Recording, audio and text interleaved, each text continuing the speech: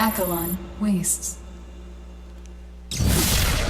And here we go. Quick shout out to the Blizzard production team for the map intros. They've done a great job on those. We've been plugging them all season long, but I can't help but notice just how nicely done they are. I could not agree more, Ben. Hey, in my defense of my eyeball control, it was really dark and the lights were very bright, so it was kind of just like, I'm just doing a little dance with my eyebrows. It's not eyebrow control, it's actually you just squinting because you can't see the camera. We all know my vision isn't the best anyway. Top left-hand corner of Acheron Waste. The Red Zerg player one map away from the round of 8. EG Jaedong. With a very quick scout this time from the man who's spawning in the right bottom side of this map, Ben. Yep. Of course, this lovely, handsome blue Protoss. EG's Oz. Whoosh. The Wizard of. Wizard of the Adabisi Zoom. No proxy 2-gate here, not this time. Yep, that's what he did last time on Acheron Waste when he played against Scarlet in the round of 32. But Oz this time playing a little more standard, dropping the pylon on the low ground. It's going to go for the Forge Fast Expand, not a super early Forge though, so I don't think we have to worry about any cannon shenanigans. Now, one thing that I want to mention that I haven't mentioned yet is certainly for all the folks that are hanging out in the Southern California area around LA, Santa Monica, we're going to be taking all the players out to the Santa Monica Pier on Friday. So this is an open invite to anybody in the community that wants to have a chance to meet these guys that hasn't been able to make it out to any of the offline events. If you live in the area, we'll be at the Santa Monica Pier on Friday from noon to 3, roughly. Just kind of hanging out, having a good time. We're going to have a big lunch with the players, and it should be a real blast. So please come out, meet your favorite players, get some autographs, and if you're lucky, you can walk away with a wristband, which will get you into the grand final at Red Bull, August 10th and 11th. So should be a really fun day, man. Open invitation to the community. We want you all to be there. It's going to be a lot of fun. Oz dropped a couple of pylons trying to deny these hatcheries for as long as possible, and he did a pretty damn good job at it. His next is already 40 seconds in, while the hatchery is just now going down. Of course, when you delay it like this, often the hatcheries go down at the same time, so the 4-minute mark. Still 2 hatcheries are in production, but at least 1 larva cycle is a little bit delayed. Yep. And frantically, this probe is trying to retreat back across the map, and I think he's going to make it. Ling's not able to catch up. He's definitely going to make it. As Oz played it very safe. He also got the cannon before the gateway. So he didn't do this very greedy. It would have been a little bit more greedy if he got the gate before the cannon, which of course opens up his stack route a little bit quicker. The gate. Never mind, go in. Jaedong's Ling's gonna peck away at those rocks down there outside the third base of Oz. I don't think he's ever gonna get through there. I think Oz won't mind that too much, but what Protoss players like to do sometimes is get this as a full wall off or just leave one spot, but then go through these rocks and knock down these rocks. So it's a little bit easier to defend 3 bases for a little while. And I'm very curious to see how Oz is gonna play this out. When he opens up with a Forge Fast Expand, there's so many different routes to go. We know that he likes to bust out some Stargate builds every now and then, just like get a Void Ray out, then a couple of Phoenixes, try to go up to 3 bases behind this. Might be a reasonable strat for that, or map for this. Now, if Oz loses here, he will go on to play against Ryung. He said in the interview that he can't lose PVT, so if that is the series we get, it should promise to be exciting. Or he just said he can't lose against Jaedong. We never know. Oh. He might have meant that, man. Could be. Could be. Happy Ling going to chase this probe back home. So important that Zerg players don't allow hidden pylons to go up. A lot of drones in production now for Jaedong already. Of course, those injects are kind of similar in his second and third base, so every time they pop, it's going to be a lot of additional drones. Even though Jaedong did just decide one. He's dropped 2 creep tumors, man. Yeah, that makes sense because he cannot actually spend all the larva in certain phases of the game. So. And getting a little bit of creep threat going against someone who likes to put on gateway aggression as much as Oz is obviously not a bad idea. Stalker's going to go chase after Jaedong's Overlord, and I think he's probably going to get it, Kev. This Overlord doesn't really have anywhere to hide. Or maybe he's just going to be super polite. All right, Jaedong, you're my teammate. To worry about those links as well. Wow, that's a super quick turn. That's 6 minutes and 50 seconds. This is the Greetor build. I played a game against Greetor earlier in the week. He's like, hey, let's play some ZvP. I'm like, okay. So I play against him, and he just like, we play up to like 18 minutes, and he just crushes me with this huge army. And I'm so salty and sad. I'm like, I don't get it. And I watch the replay. It takes his third at 6 minutes. And I was like, what the hell, man? This is just cheese. He's like, how is it cheese? You took your third base in 3 minutes, or 6 minutes. You can never hold that.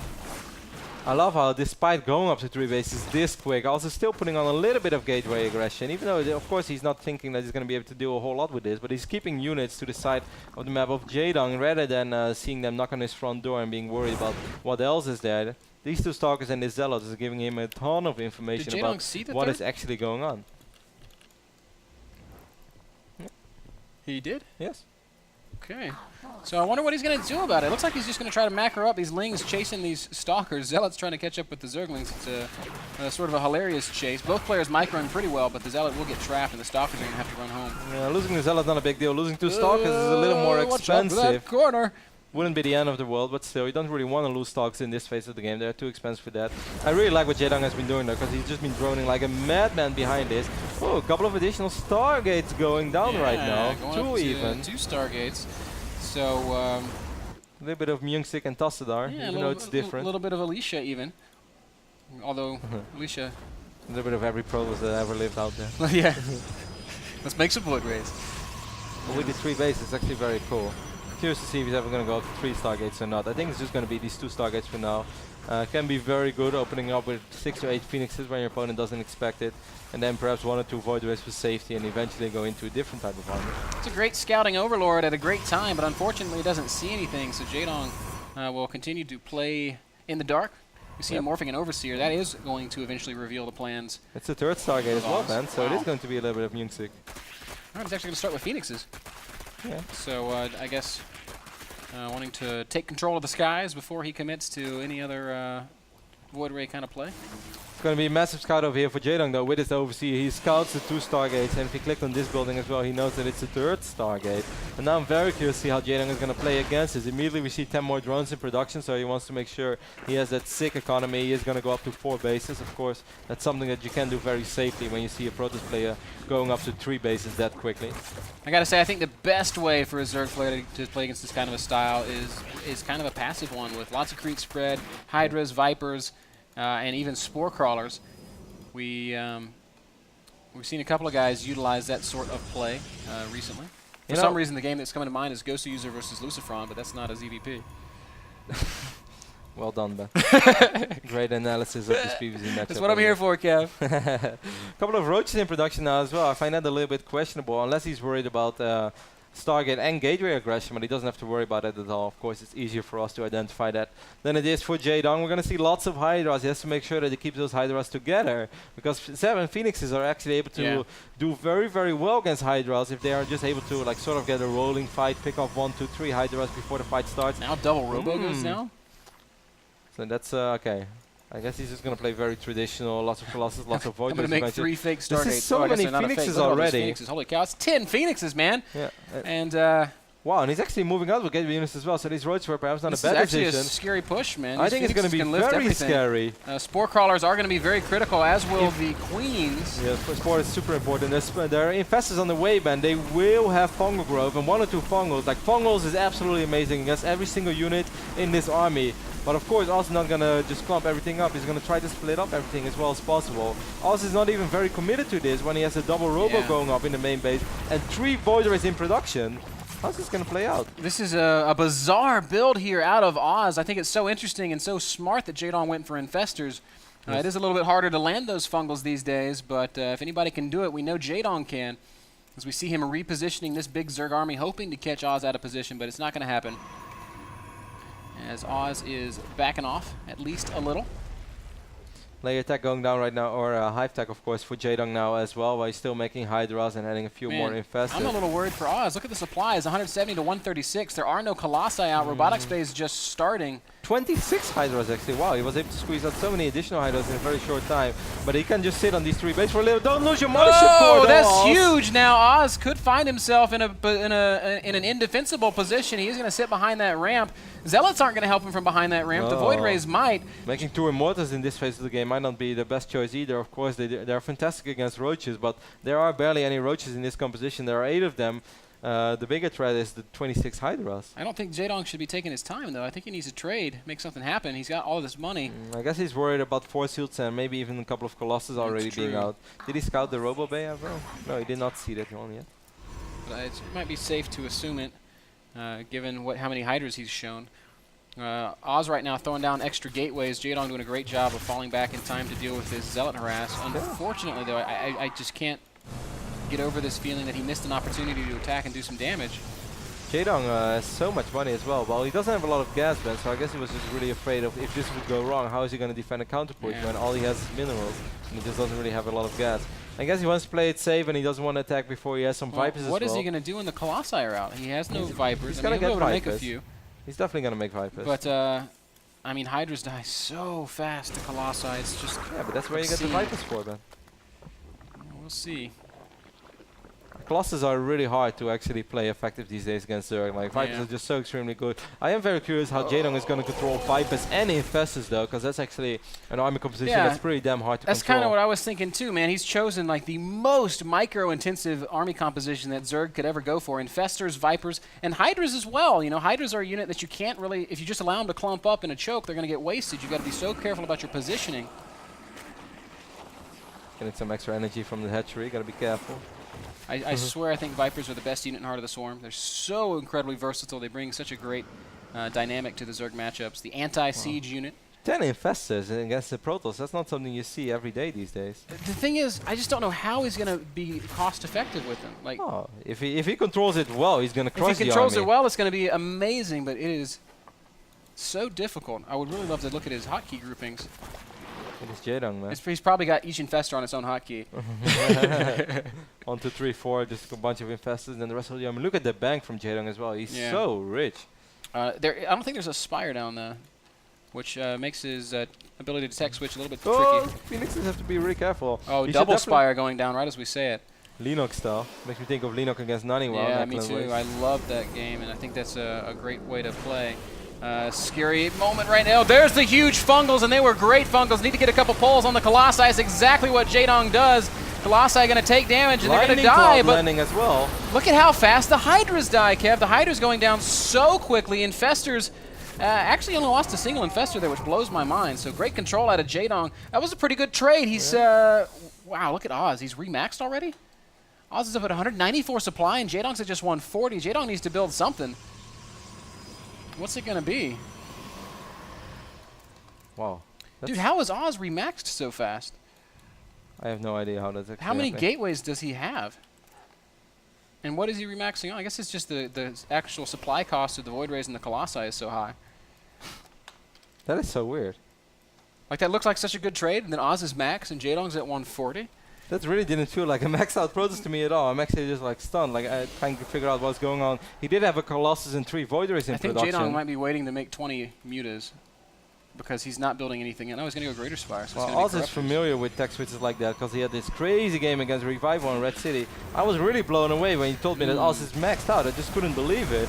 Now the more I see it, the more it makes sense a little bit. He has 5 Colossus, 14 Zealots, and also 9 Void Rays. And now everything is together. Now this army suddenly looks really scary. Yeah, this is a ridiculous Protoss army. Jaedong does remax, and it's going to be on Hydras. 22 more Hydras.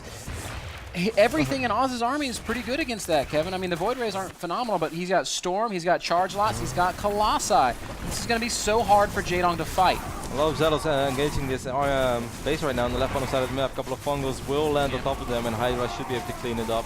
But most of these spines will go down, though, so he's setting himself up to perhaps in a later phase of the game. Very intelligently, Jaedong replaces them immediately. It's exactly what he needs to be doing. Look at this queen, man. She is so brave, and now, as a result, so dead. There are lots of Storms this time as well, so while Storm is not ready yet, it will be ready real soon. He has to be careful. That was good pulls. Kills 2 Void Rays for free, and might even get a Zealot or 2. Oops. But still, man, this is just the most difficult Protoss army to engage, and there's a great Storm on the Hydras, and look at how quickly Storm roasts those Hydras. Oh, great Fungal going down. Feedback's being cast as well. The Infestors, though. Those Fungals, actually, all those High Templars he wants to keep casting Fungal, but great job taking out the High Templar. Can you believe that he was able to land those Fungals like 3 or 4 times against Colossus and Void Rays and some other units? I can't believe that he made 10 Infestors and has now fought twice and still has 6 of them. That's pretty awesome to me. He still has so many minerals, but he's just making so many gas-intensive units, making Vipers, making Infestors. Once more, we see Oz spamming a couple of Zealots in the left bottom side of the map, doing that really well. Once again, it's not going to work out as Jaedong does answer the call. Again, they'll want to rebuild those Spine Crawlers and replace a few drones. 7 Broodlords now suddenly, man, against so many Void Rays. kind of a bizarre decision. He's relying on fungal and hydras to deal with the void rays. It's such a weird PVZ. Yeah. I haven't casted many of these. Or played pretty awesome unit compositions out of both sides, I gotta say. 8 Corruptors on the way. Oz is gonna attack into this, I guess, 5th expansion of Jaedong. And where's the Zerg army? It's really tough to engage from this angle.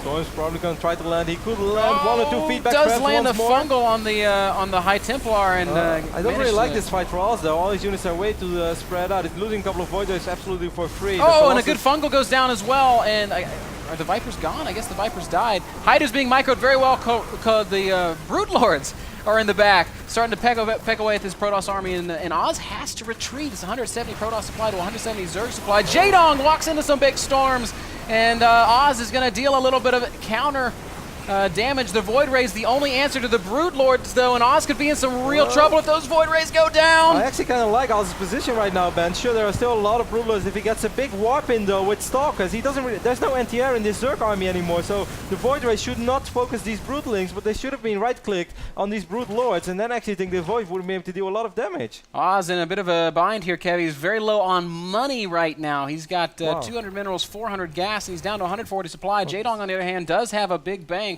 and will be able to remax. An absolutely bizarre game and an awesome game, and that's why we love casting WCS America, because you get to see this caliber of players bringing this caliber of game. Jaedong just shutting down a couple of expansion attempts on the bottom half of the map, while Oz moves around the top half of the map. Tempest in production now as well. Of course, Tempest are absolutely fantastic against Broodlords. I do feel that if Jaedong wants to make those Broodlords work, he should probably try to be a little bit aggressive. With something. I don't really know what he's going to do here, because you know, the feeling I'm getting is that it's a lot of overseers. is that the Protoss army is still so hard to engage. Jaedong has to do it so perfectly. He no longer has the Vipers. It's just it's Broodlord Infester. This is a bit of a throwback. As well, I'm not sure where it is. A couple of links did snipe. Okay, Warp Prism on the north side of the map. Links did snipe this pylon on the left bottom side of the map. Seems like Jaedong wants to put on some pressure on perhaps his 5th base. Is going to be so scary against this super immobile Zerg army. I think he might kill both the Spires if he goes that far. I couldn't agree more. And it looks like he's heading in that direction, and he's got plenty of supply room. He'll be able to warp in 6 Zealots, maybe 7 Zealots. Oh, Jaedong spotted it somehow. And wow, how did he see that? And just immediately responding to it, will chase the Warp Prism away. And down it goes. I love the amount of Corruptors now as well. He has like 18 Corruptors. It's so sick.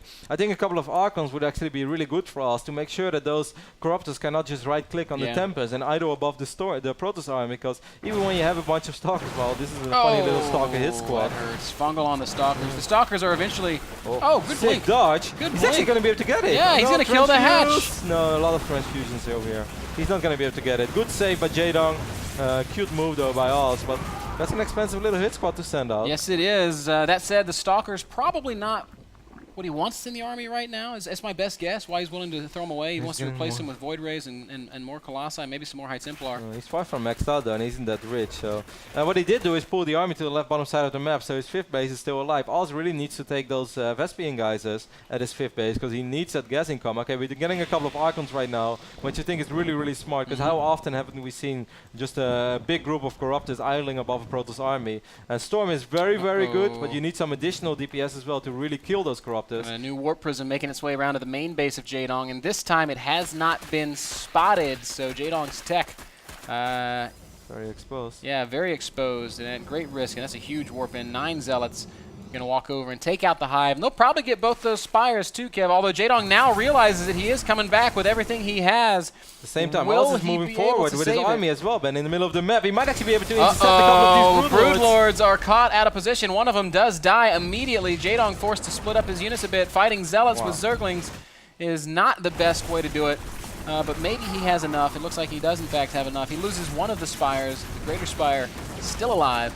And what I love here as well, on the left bottom side of the map, we have a little bit of 2 Broodlord harassment. Earlier today in WCS Europe, we saw 2 lost carriers, like sort of harassing a base in a crazy PvP between Hazops and Grubby, and now we're seeing just 2 Broodlords somewhere idling on the map. At the same time, once more you have a lot of Zealots. Oh, Jaedong! Trying to save it with the drones, and that is such great play from Jaedong. Hatchery down to 15 hit points. We'll stay alive for a little while longer, but does he have queens? Stalker's gonna blink. 1 shot, 2 shots, and the hatch does go down. Well played there. Oz. A storm going down on the Corruptors and the Infestors, so Jaedong got to be so careful with his army. What a great game. Great Oh, fungal. wow, that fungal. And a whiffed storm, those High Templar might get away. That's very smart, because that one High Templar ushered those Infestors away, otherwise the fungal would have been landed or placed once more. So well done there by Oz. And these Tempests, man, these Tempests are so good right now. Picking off a couple of Infestors, doing some good damage to the Broodlords. Jaedong doesn't have a good answer to the Tempest right now. His Corruptor count is at 18. Well, that's a pretty good answer to the Tempest, I guess. The Void Rays. But it's going to be so hard for Jaedong to really get in a position where he can fight. Like, he cannot just walk in with Corruptors against 5, 6, 7 High Templars. There's going to be so many storms. And then, of course, the Tempests are going to come a couple of free shots. Now we see the Vipers coming out for Jaedong. That is the real key to engaging this late-game Protoss army. Another Warp Prism moving on the bottom half of the map. Does Jaedong know what's there? I would really love to see one Oracle in the army from Oz as well, because that's the way, if you want to do everything perfect, you get one Oracle, you cast Revelation, and then it's just so hard to deal with this army. Downtown all day, every day. Zergling's going to try to shut down this expansion attempt out of Oz. Man, look how close these Expos have now gotten to the opposing players. Jaedong's 6th base going down within a stone's throw of Oz's 4th. Such a scary Is that a Nidus going down in the main base of Oz? Jaedong just bringing it all on. There's a single Zealot being warped in to defend it, but there's no supply left. And can a Zealot kill the Nidus in time? I don't think he can, Kev. So we're going to have something running loose in the main base. 2 Zerglings. 2 Zerglings. There's a Zergling in my base. He's moonwalking. Well. 2 moonwalking Zerglings. Not going to get it done. Big fight here in the middle of the map. Vipers not contributing a whole lot. A couple fungals did land. And the Broodlord's doing a great job of dealing big damage. Great pull there on that Archon. He's going to go right down. Poor Archon. A couple of High Templars left behind a little bit, but they will join the army again. Pretty superb army control from both these players. I really think Oz needs an Oracle, man. An Oracle is so important. Getting observers to try to get some, kind of like, how could you describe it? Information that you shouldn't get, or vision on the army that you shouldn't get is a cute idea, but there are so many Overseers, there's Spore Crawlers, there are Corruptors. There's no way Jaedong is just going to let an observer sit on top of his army while these Tempests are shooting away at it. He really needs an Oracle. Another Nidus going down, this time in the back of the 3rd/4th expansion. Which is empty. Of Oz. Jaedong has 5k, 4k. If he made 40 mutas right now, like just threw away his army and made 40 mutas, do you think that would work? Well, there are still Archons and High Templars. That would be good in some way, but he's going to have to trade at least very... in a way that is going to be scary for Oz. If he just does it straight up while throwing away his army, then it's not a good idea. Nidus allowing Jaedong to get in and on the infrastructure of Oz. There's a single cannon trying to be a hero. Oh no, the Void Rays! They're right-clicked on the hatchery, and that's going to allow the Corruptors to get a great position. A lot of storms are going down. But Jaedong is going to kill every Void Ray. Holy cow, man. The storms are just huge. Last Void Ray does go down. Where are the Broodlords? Oh, they're all dead. Now, there's 6 Broodlords somewhere. Here they come. From the other side, Tempest should be able to deal some counter damage, but there's too many Corruptors still alive. What is Jaedong going to remax on? He's going to have to make up his mind real soon, man. He needs to make something. Stalker's blinking under the Broodlords. What's it going to be, Jaedong? You got to make a choice. There we go! Oh my 46 mutas on the way, and will it work? I think it might. There's a single Archon and a few Stalkers, and Jaedong... The one thing he has to do is reveal them at once. He can't reveal them 1 or 2 at a time. Oz right now warping in at his main base, losing his Stargates. He's not going to be able to build any Phoenixes. 50 mutas at once. Genius. Those Lynx took out those Stargates as well with the Nidus. We're going to have a ridiculous amount of middle soon. And here we go. Look at the mini-map. It's red closing in from, well, mostly one side. Sweet mother of Muta. As 50 mutas close on the army of Oz, and what are you going to do about it as Colossi go down in 2 shots? As well. Archon's going to go down instantly, and this is not something that Oz can engage. He's in huge trouble. Jaedong with a great tech switch. He's going to be sitting at 50 mutas here in just a couple of seconds. And mutas are great at killing Zealots. This expansion will be saved. And I don't think Oz can do anything about this, There are 3 Archons in his army, but Jaedong is just going to go for it. He doesn't care. He's going to magic box everything, and these mutas are so well upgraded. 3 attack, 2 armor. A lot of them are going to die, but with Zerglings streaming in to supplement the damage, the entire army of Oz will get cleaned up. He did a lot of damage, though. He killed half the mutas, Kev. Every Colossus is going to die. All these Stalkers, a nice Blink Micro now as well. Oz still has a little bit of money, but he just doesn't have that much gas. He's going to lose these Stalkers now as well. That's it. Good.